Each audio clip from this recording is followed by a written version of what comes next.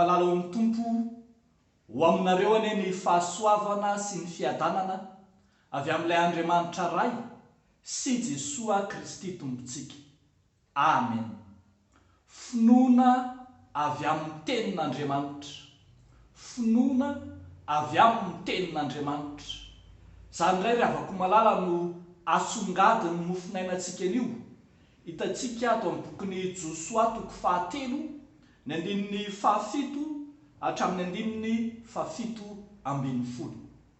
Finoana avy amin'ny tenin'Andriamanitra, na hoe finoana miorina amin'ny tenin'Andriamanitra. Ny tantarany niampitan'ny zanak'Israely hiampita ny on'ny Jordana hiditra amin'ny tany Kanana no ambarany mofinainantsika anio.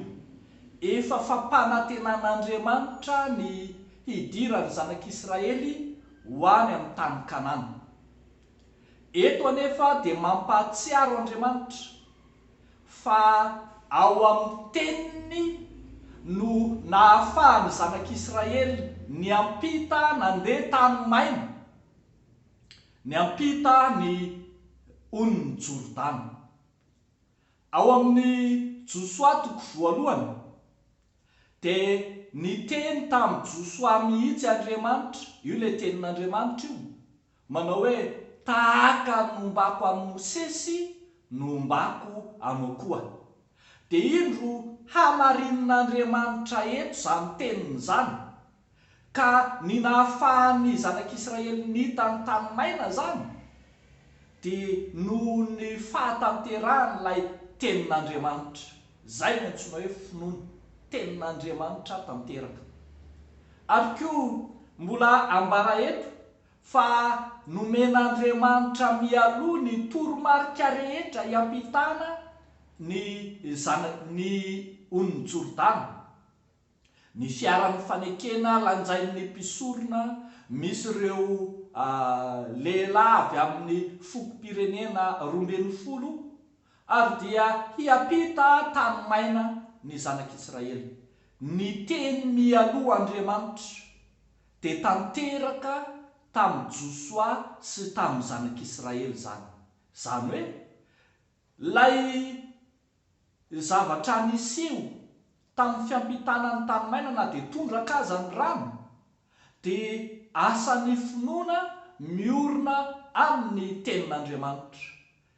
Tsy fahitana na fahagagana zany no niorenan'ilay finoana, fa ny tenin'Andriamanitra izay efa niteny mialoha ny amin'ny zavatra izay iseho. Ny soratra masina raha teo dia haintsika tsara fa ny finoana dia avy amin'ny toroteny ary ny toroteny avy amin'ny tenin'Andriamanitra. Ao amin'ny tenin'Andriamanitra ihany no iorenan'ny finoana kristianina. Ity mofinainantsika anio ity dia mampahafantatra antsika indray, mampahatsiaro antsika fa tsy ny fahagagana, tsy ny famantarana, tsy ny fanasitranana na ny endrika maro samihafa toy izany no hiazakazahana hanorenana ny finoana, fa izay ambaran'ny tenin'Andriamanitra.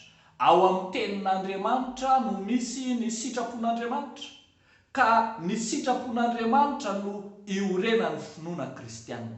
Ho antsika koa rehavako malala, tsy Josoa ihany no nanana finoana niorina tamin'ny tenin'Andriamanitra, fa ireo ray aman-dreny amin'ny finoana marobe izay hitantsika eo amin'ny soratra masina dia niorina tamin'izany tenin'Andriamanitra any avokoa.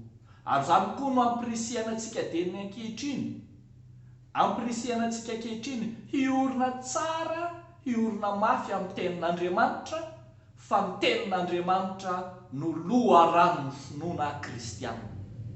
Ivelan'ny tenin'Andriamanitra tsy misy finoana azo aorina, fa ao amin'ny soratra masina irery ihany no miorina ny finoan'ny mpino.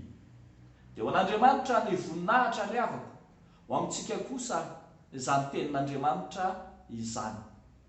Amen. Ivavaka isika. Tompo Andriamanitra rainay tsy toa, endreny alehibe ny asanao mahagaga sy ny fiandriananao, ny fitantananao, ny fiainan'ny olonao, fa zay rehetra ataonao Andriamanitra dia efa nolazainao, ary zay rehetra nolazainao dia tsy maintsy tanterahanao. Hitanay taratra tamin'izay nolazainao tamin'ny Josoa zany, ka nitanterahanao taminy, niaraka tamin'ny vahoaka hiampita ny ony Jordana tamin'ny tany maina. Ary ankehitriny dia tsapanay koa fa zay ambaranao no tanterahanao amin'ny fiainanay, ary zay nolazainao no indro ataonao miariary amin'ny fiainanay. Apetrakay aminao ary Tompo ity herinandro vaovao ity. Apetrakay aminao Tompo ny famakivakiana ny adidy aman'andraikitra, ny fianarana ho an'ny mpianatra, indrindra tsaroana manokana ireo izay hanala fanadinana, fa mivavaka ho an'ny mpiasa mba halavorary ny asany, hahita fahombiazana, ho tahiana ao Andriamanitra izy ireny.